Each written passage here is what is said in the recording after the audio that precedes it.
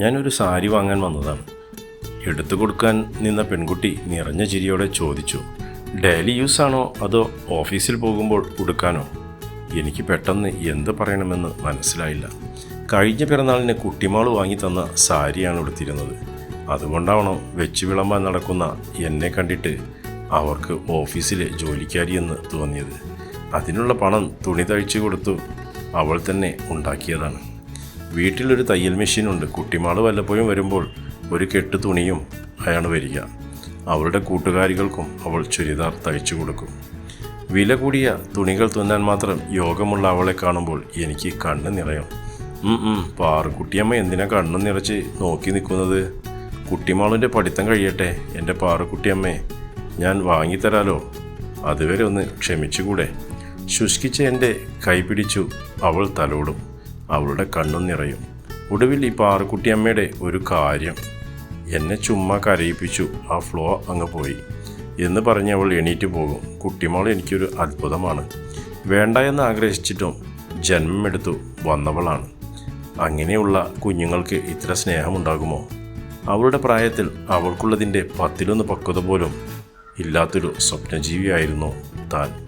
കല്യാണം ഉറപ്പിച്ചിരുന്നു ബാലഗോപാലിന്. ജോലിയും ഉണ്ടായിരുന്നു. അയാളുമായി പട്ടണത്തിൽ ജീവിതം തുടങ്ങുന്നത് സ്വപ്നം കണ്ടിരിക്കുമ്പോഴാണ് അച്ഛൻ സുഹൃത്തുമായി ചേർന്ന് നടത്തിയിരുന്ന ചിട്ടി കമ്പനി പൊളിയുന്നതും അച്ഛൻ നിലയില്ലാ കടത്തിലാകുന്നതും.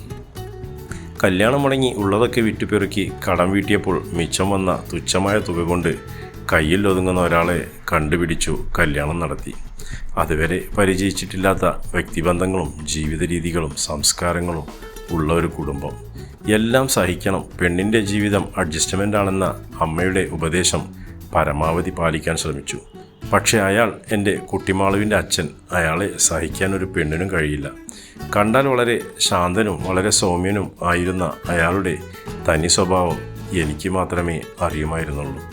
രാത്രി മുഴുവൻ എന്നെ മുട്ടിന്മേൽ നിർത്തുക, നനഞ്ഞ തോർത്തുകൊണ്ട് അടിക്കുക എന്നിങ്ങനെയുള്ള പീഡനങ്ങൾക്ക് പുറമെ അയാൾ എൻ്റെ മേലെ കുതിര കയറി ഇറങ്ങുന്ന അയാളുടെ ആക്രമണം കഴിയുമ്പോഴേക്കും ഞാൻ ജീവച്ഛവം ആയിട്ടുണ്ടാവും.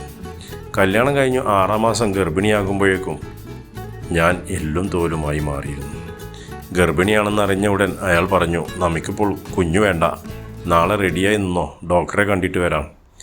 മനസ്സു മുറിഞ്ഞ് ചോര വരുന്നത് പോലെ തോന്നിയെങ്കിലും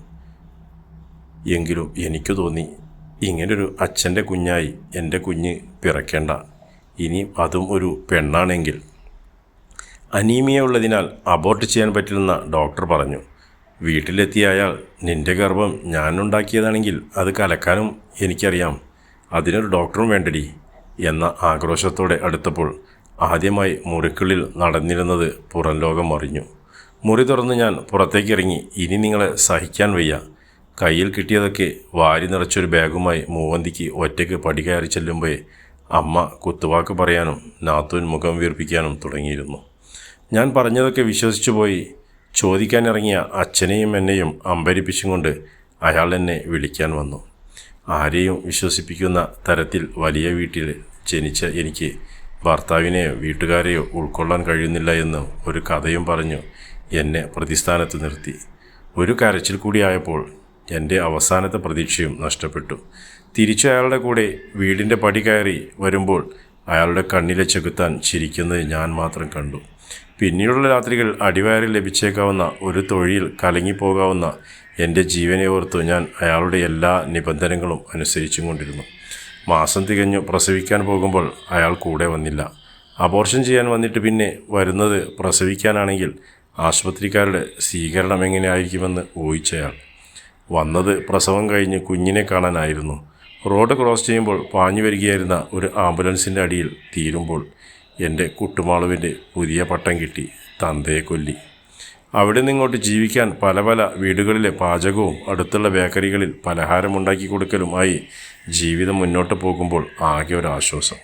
കുട്ടിമാളുവിൻ്റെ ചിരിയായിരുന്നു. ഒറ്റയ്ക്ക് വിട്ടിട്ട് പോകാൻ ഭയന്ന് സ്കൂളില്ലാത്ത നാളുകളിലും കുട്ടിമാളു ബുക്കും എടുത്ത് എൻ്റെ കൂടെ വരും. ഞാൻ ജോലി ചെയ്യുമ്പോൾ അവൾ അടുക്കളപ്പടികളിൽ ഇരുന്ന് പഠിക്കും. വയസ്സറിയിച്ചു അരക്കൊപ്പം നീണ്ട മുടിയും വലിയ കണ്ണുകളുമായി കുട്ടിമാളു സുന്ദരി ആയപ്പോൾ എൻ്റെ ഉള്ളിൽ തീയായിരുന്നു. പക്ഷേ ഈ ജീവിതത്തിൽ എന്നെ മനസ്സിലാക്കിയത് കുട്ടിമാളു മാത്രമേ ഉള്ളൂ. അതുകൊണ്ട് തന്നെ എൻ്റെ കുഞ്ഞിൻ്റെ ശ്രദ്ധ എങ്ങും തിരിഞ്ഞിട്ടില്ല. അമ്മയുടെ നെഞ്ചിലെ തീ തൊട്ടറിഞ്ഞവളാണെൻ്റെ കുട്ടിമാള്. എൻ്റെ കഷ്ടപ്പാടും സങ്കടങ്ങളും കണ്ടു അറിഞ്ഞു വളർന്നവൾ. നാളെ അവളുടെ ബിരുദദാനമാണ്. അതിന് പോകണം. എൻ്റെ കുഞ്ഞ് ഡോക്ടറാകുന്നത് എനിക്ക് കാണണം. പോകുമ്പോൾ ഒരു നല്ല സാരി എടുത്തുകൊണ്ട് വേണം പോകാൻ. രാത്രി ബ്ലൗസ് തയ്ക്കണം. ഞാൻ അങ്ങനെ ചെന്നാലും എൻ്റെ കുട്ടിമോളിനെ അഭിമാനത്തോടെ കൂട്ടുകാരുടെ അച്ഛനും അമ്മയ്ക്കും പരിചയപ്പെടുത്തും എന്നറിയാം. എന്നാലും എനിക്കിത്തിരി ഗമ വേണമല്ലോ. അതിനാണ് സുന്ദരി കുട്ടിമോളിൻ്റെ അമ്മ. മോശമാകാൻ പാടില്ലല്ലോ. ഡെയിലി യൂസ് അല്ല, ഒരു ആഘോഷത്തിനാണ്. എൻ്റെ ജീവിതത്തിലെ ഏറ്റവും വലിയ ആഘോഷത്തിന്. ഒരു സമ്പൂർണ്ണ പരാജയമായി പോകാമായിരുന്ന എൻ്റെ ജീവിതം പൂവണി എന്നതിൻ്റെ ആഘോഷം. എൻ്റെ ജീവിതത്തെപ്പറ്റി വലിയ ഉത്കണ്ഠ ഒന്നും ഇല്ലാതിരുന്ന എൻ്റെ മാതാപിതാക്കളുടെയും സഹോദരിയെയും ഭാരമായി കണ്ട സഹോദരൻ്റെയും എന്നെ ചവിട്ടിയരച്ച ഭർത്താവിൻ്റെയും അപശകുനമെന്ന് എൻ്റെ മകളെ വിളിച്ച ബന്ധുക്കളുടെയും മുൻപിൽ ഞാൻ ജയിച്ച ദിവസം. നന്ദിയുണ്ട് എൻ്റെ മകളെ എനിക്ക് തന്ന ഈശ്വരനോടും അവളുടെ അച്ഛനോടും.